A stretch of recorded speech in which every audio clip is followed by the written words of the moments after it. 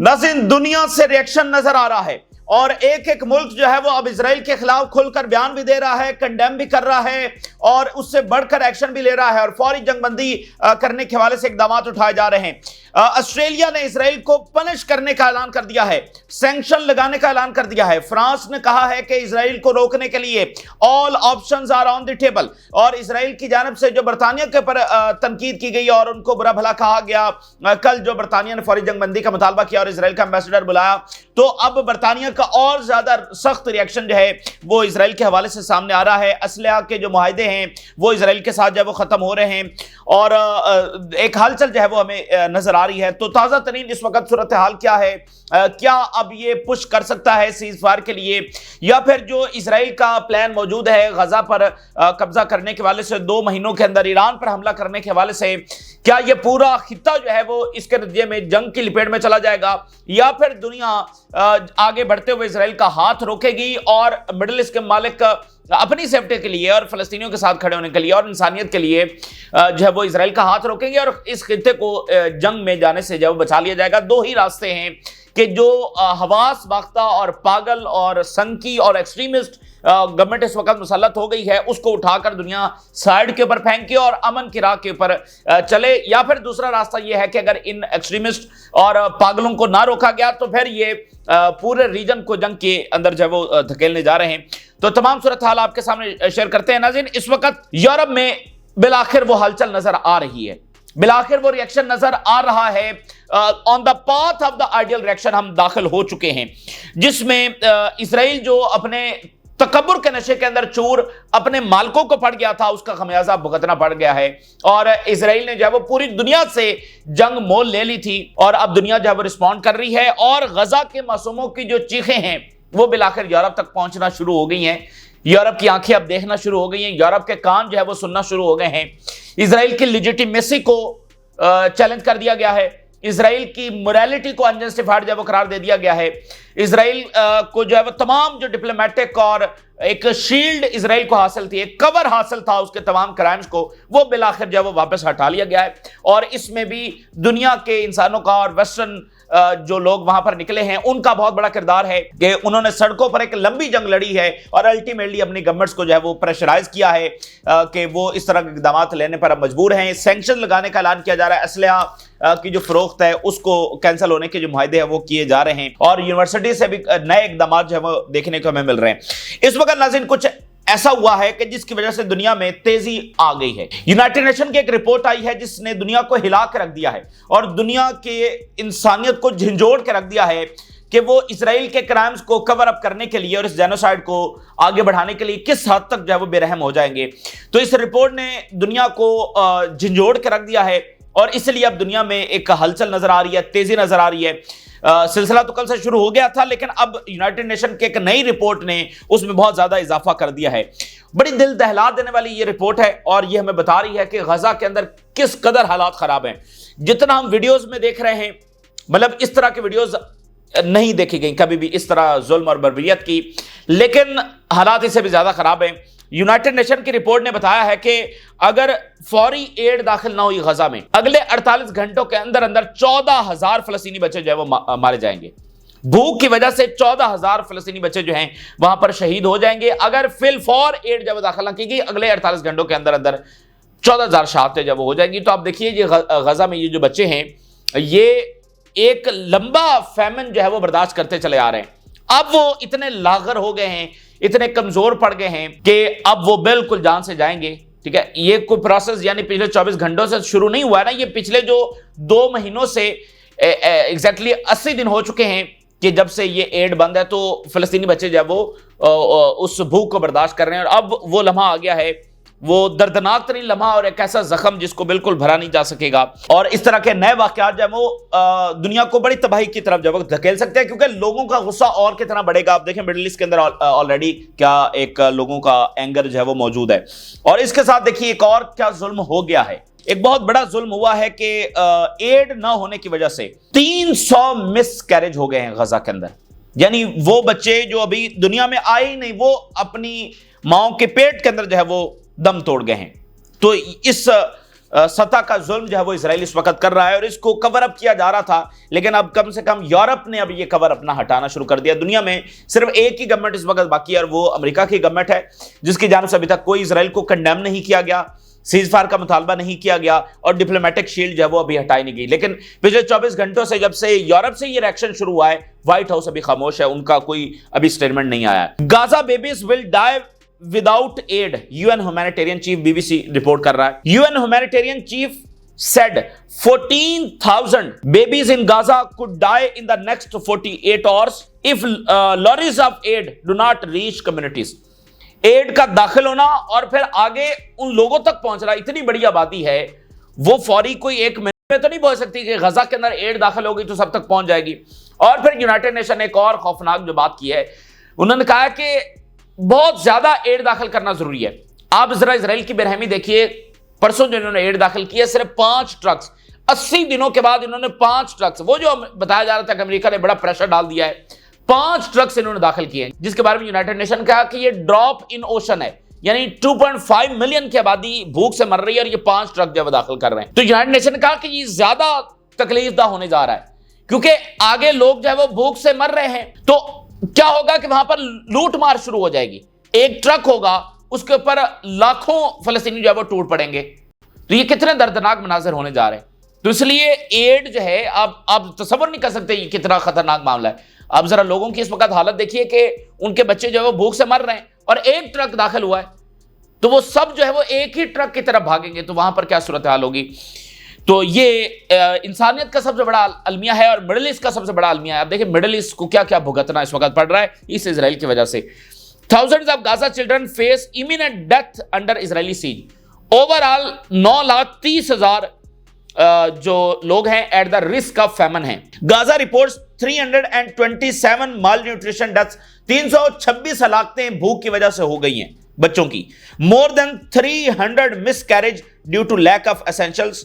Media office attribute hundreds of deaths, pregnancy loss due to food, medicine shortages amid strict blockade for 80 days. Pregnancies जो है वो miscarriage हुई हैं, hundreds of death हुई हैं, बच्चे 326 बच्चे जो है इस वक्त भूख की वजह से जान दे चुके हैं और 14,000 जो है वो अगले 48 घंटों में शहीद हो जाएंगे अगर फौरी तौर पर एड दाखिल ना की गई। तो इसी वजह से दुनिया में मजीद तेजी आ गई है, ज्यादा जो है वो कोऑर्डिनेशन बढ़ गया है, दबाव और ज्यादा बढ़ गया है कि फिल फौर जब वो एड दाखिल होनी चाहिए। और जिस तरह से इजराइल ने तकब्बुर का मुजाहरा करते हुए कल बरतानिया को जवाब दिया, उनको बुरा भला कहा, तो आगे से अब उन्होंने इजराइल को उसकी औकात याद दिलवाई है कि तुम मालिक नहीं हम मालिक हो। फिर एक और वाकया हुआ है अभी कुछ देर पहले, यानी अब होता ना कि ये इतने एक्सट्रीमिस्ट हो चुके हैं कि ये अपना ज़हनी तवाज़ुन खो बैठे हैं। अरब और ईयू का एम्बेसडर का एक ग्रुप था 30 मेंबर का, तो वो जनीन का दौरा कर रहा था, तो वहां पर इजरायली फौज ने कोई अटैक किया, तो उसके ऊपर भी बड़ा सख्त तरीन रद्द-ए-अमल जो सामने आ रहा है। डॉक्टर्स विदाउट बॉर्डर कह रहा है कि पिछले हफ्ते के अंदर 20 मेडिकल फैसिलिटीज को इजराइल ने निशाना बनाया है। Palestinian sources, Arab European Committee including 30 ambassadors, council came under fire by occupation forces in Jenin refugee camp, northern West Bank। ये जनाब वहां पर वाकया हुआ है।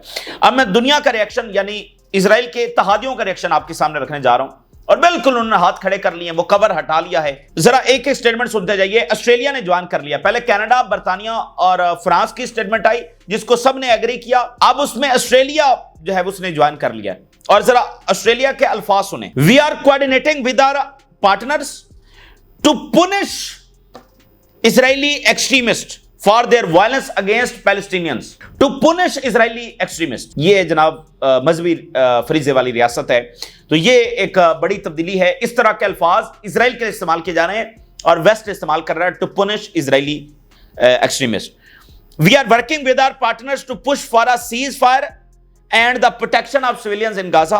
We condemn the hateful statements by members of Netanyahu's government regarding the people of Gaza who are living through a catastrophe. यानी वो जो एक कवर था और वो जो एक सपोर्ट थी नेतन्याहू गवर्नमेंट के लिए और इस जेनोसाइड के लिए, वो बिल्कुल अब पीछे ले ली गई है। यूरोप की हद तक सिर्फ एक दुनिया में गवर्नमेंट अमेरिका बाकी है, और देखते हैं कि उसका क्या रिएक्शन अभी सामने आता है।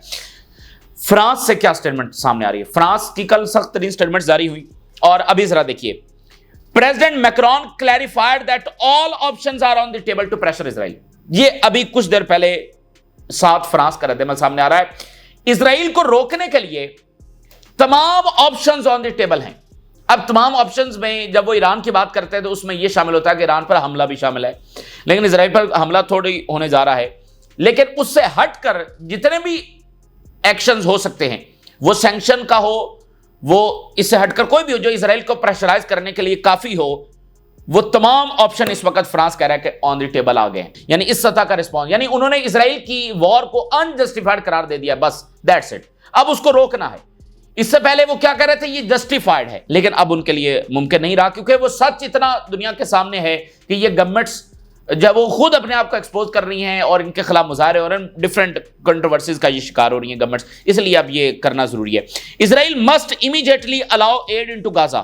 It is important that we can implement the Palestinian state solution which serves the interest of the both parties. अब देखें, अचानक से फलस्तीनी रियासत की बात शुरू हो गई है। ये जंग फलस्तीन को खत्म करने की है और अचानक से फ्रांस के दारुल हुकूमत में, बर्तानिया के दारुल हुकूमत में, ऑस्ट्रेलिया के दारुल हुकूमत में, बाकी दारुल हुकूमतों में फलस्तीनी रियासत की बात होना शुरू हो गई है। यह है इजराइल की शिकस्त। Paris is considering expanding sanctions on the Israeli government due to its violations in Gaza. Sanctions लगने जा रही हैं। अब इसके आगे आयरलैंड का रिएक्शन देखिए। पूरे यूरोप से इस वक्त रिएक्शन नजर आ रहा है और कोऑर्डिनेशन नजर आ रहा है। We will work on finding appropriate legislation to ban products from Israeli settlements in the West Bank. Israeli जो प्रोडक्ट्स हैं उसको आयरलैंड ने बैन करने का ऐलान कर दिया। हर मुल्क कुछ ना कुछ एक्शन शुरू कर चुका है, सिर्फ बयानात नहीं, अब वो एक्शन शुरू हो गया है। Israel is targeting paramedics, journalist and children in Gaza and it is difficult to witness the day and night. मेरे नजदीक जो कल से तब्दीली आई है, उस तब्दीली में ये सबसे बड़ी चीज हमारे लिए क्या है? सबसे बड़ी चीज जो नतीजा खेज है, शायद वो सैंक्शन से भी बढ़कर है, वो हर चीज से बढ़कर है, वो है इजराइल की लेजिटिमेसी को खत्म करना। इस बात को रिकॉग्नाइज करना कि इजराइल गजा में जंगी जराइम कर रहा है, इजराइल गजा में बच्चों को मार रहा है, हॉस्पिटल्स को निशाना बना रहा है, ये सबसे बड़ी चीज है। हम तो चूंकि सारा European media, western media follow करते रहे थ्रू आउट द वॉर, अगर आपने भी उसको फॉलो किया है तो आप फिर अंदाजा लगा सकेंगे इन स्टेटमेंट्स की क्या अहमियत है। यानी एक जंग है जो वेस्टर्न मीडिया के ऊपर लड़ी गई है। वो मानते ही नहीं थे, मतलब वीडियोस हैं, सारा कुछ है, दुनिया चीख रही है, लेकिन वेस्टर्न मीडिया मानने के लिए तैयार नहीं था कि इजराइल कुछ कर, और वेस्टर्न गवर्नमेंट्स मानने के लिए तैयार नहीं। तो ये जो अचानक कल से तब्दीली आई है कि उन्होंने कहा है कि ये अनजस्टिफाइड है और हॉस्पिटल निशाना बन रहे हैं, बच्चे मर रहे हैं, तो ये मेरे नजदीक सबसे बड़ी एक नतीजा खेज बात है। और आयरलैंड ये कह रहा है the alarm bells are ringing regarding the potential death of 15,000 children in Gaza. वही बात कि वो चूंकि गजा के बच्चों के वाले से ये रिपोर्ट आई है कि 14 से 15,000 जब वो शहीद हो सकते हैं, तो उसके ऊपर सबसे ज्यादा कि फौरी जो है वो एड दाखिल की जाए। इटली की जरा स्टेटमेंट देखिए। We demand that Israeli government clarify what happened regarding the shooting at the diplomatic delegation during its visit in Jenin. वो जनीन में जो वाकया हुआ उसके ऊपर इटली का फौरी रद्द-ए-अमल सामने आया। We confirm that threatening diplomats is unacceptable.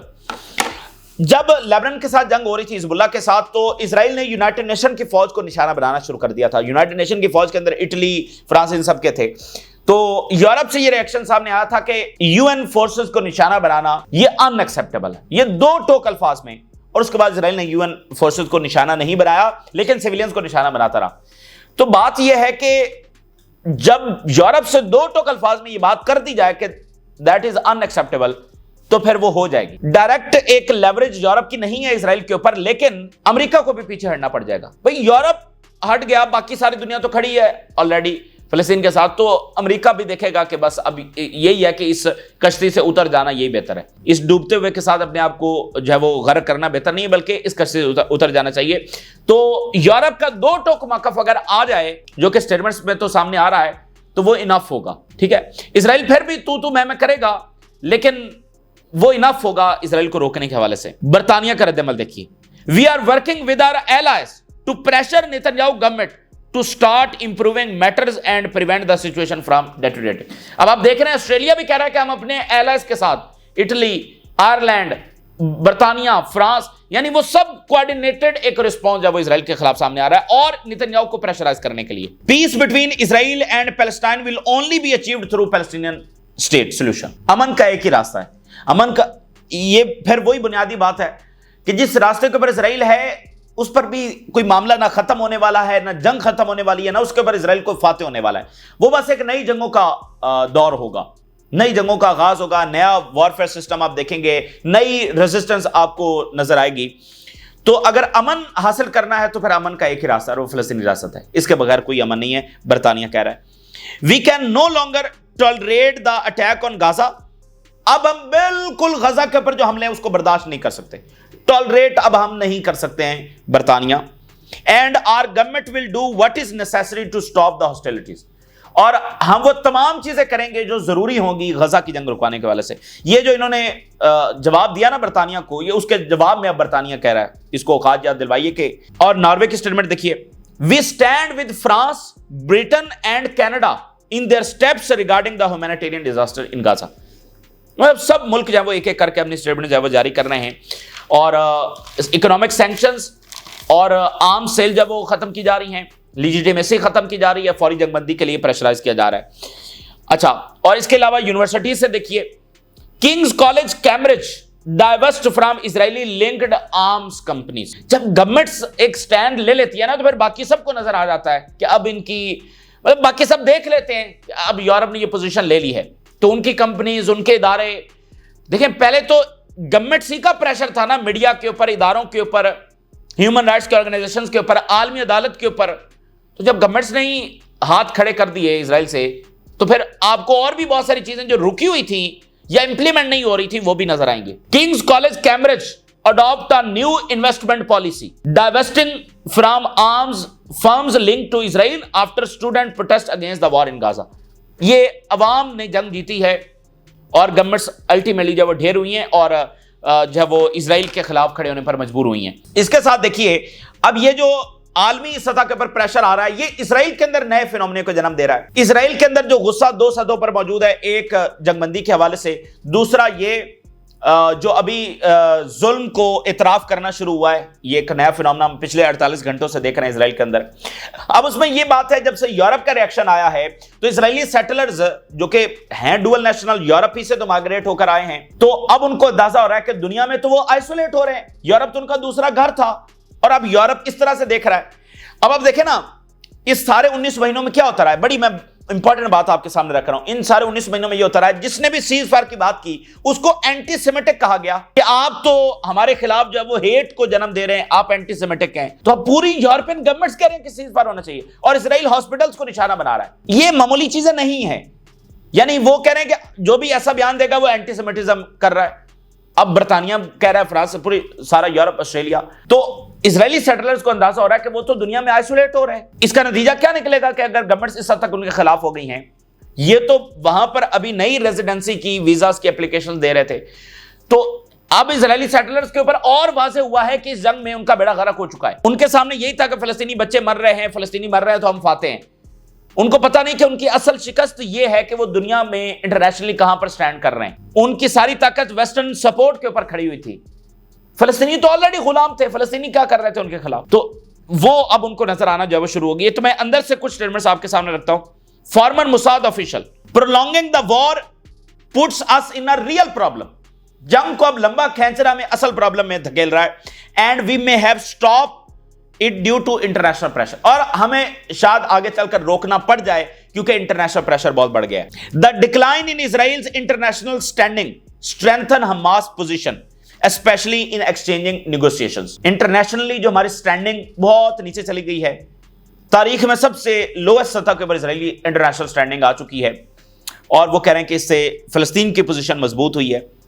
As long as this government is not ready to end the war, we will lose more captives and soldiers. इस जंग को जारी रखने से इजराइल को फातह नहीं होने वाला, बल्कि क्या होगा, मजीद कैदी मारे जाएंगे हमारे, और मजीद हमारे फौजी मारे जाएंगे। नेतन्याहू's government has severely damaged Israel's international standing, foreign relations and economy. Netanyahu की जो गवर्नमेंट है वो हमारी आलमी सतह पर जो स्टैंडिंग है, हमारी इकोनॉमी है, हमारे रिलेशंस हैं बाकी मुल्कों के साथ, उसको ये हिट कर चुकी है ये गवर्नमेंट। ये इजराइल के अंदर एक नया फिनोमेना जो है वो शुरू हो गया पिछले, अब जब से यूरोप का जो है वो रिस्पॉन्स सामने आया, क्योंकि इजरायली सेटलर्स ने वाज़े देख लिया कि ये चीज हो रही है। अब ये खबरों की हद तक नहीं, अब गवर्नमेंट्स ने रिस्पॉन्स देना शुरू कर दिया है। अच्छा, इसके साथ हमास मौजूद है और अभी ज्वाइंट स्टेटमेंट जो है वो रेजिस्टेंस की जारी हुई है। Resistance factions affirm Gaza steadfastness amid Israeli occupied forces campaign. तमाम तंजीमों ने कहा कि हम मौजूद हैं और लड़ेंगे और आखिरी हद तक लड़ेंगे। और इसराइल की अभी नई हलाकतें हुई हैं, जिसके अंदर इसराइली सर्जन जो है वो उसको कंफर्म किया है इसराइली आर्मी ने कि वो मारा गया है। ये अभी लॉसेस अपने बहुत ज्यादा छुपा रहे हैं, तो अभी एक और सर्जन जो है इसका मारा गया है। और इसके साथ साथ क्या हुआ है, यमन के जो हमले हैं और जो बेन गुरियन एयरपोर्ट है, एक बड़ा अजब वाकया हुआ है। बेन गुरियन एयरपोर्ट का जो अराइवल हॉल है उसको बंद कर दिया गया कम से कम 30 मिनट के लिए due to the fear of security incident. या तो यह खतरा हुआ कि कोई अंदर से हमला होने वाला है बेन गुरियन एयरपोर्ट पर, या फिर कोई यमन के हवाले से बहुत बड़ा हमला होने जा रहा था, तो 30 मिनट तक जो अराइवल हॉल है उसको बंद रखा गया। ये उधर बेन गुरियन एयरपोर्ट के ऊपर वाकया हुआ है। ये इनसिक्योरिटी है और आलमी सतह के ऊपर ये बहुत बड़ी तब्दीली और यूरोप का reaction on the path of ideal reaction, यानी वो उस आइडियल रिएक्शन के पाथ पर इस वक्त चढ़ चुके हैं और मजीद अभी रिएक्शन उनका नजर आएगा और उनको अब ये जंग रोकना पड़ जाएगी। तमाम चीजें 19 महीने गुजर चुके हैं और ना ही यूरोप को ये जंग सूट करती है। हम कई उस डायमेंशंस के ऊपर बात कर चुके हैं कि यूरोप क्यों मजबूर हो रहा है। तो ये ताज़ा तरीन तफसीलात जो आपके साथ शेयर किया, आपने राज रोगा करें। फिलहाल के लिए हमें इजाज़त दीजिए। अल्लाह हाफिज़।